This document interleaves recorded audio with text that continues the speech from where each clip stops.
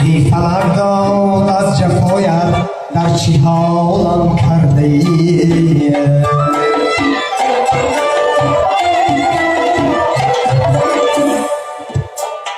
راز بودم چون علیف آنان دیدارم کرده ای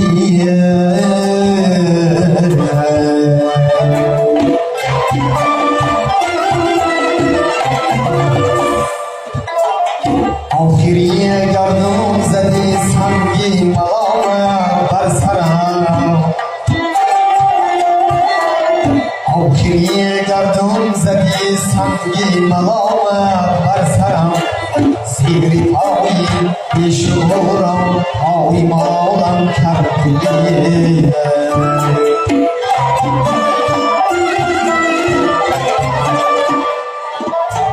زیری پایی بیشورم پای مالم کردی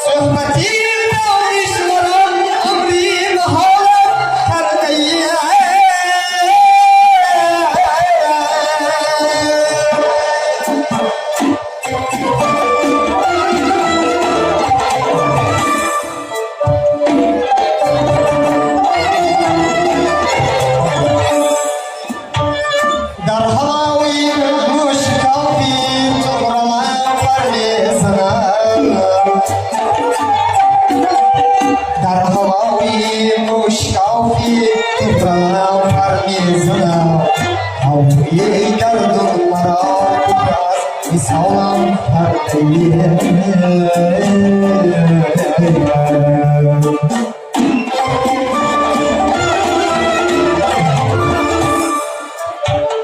ای فلرداد از جفایت در چه حالم کرده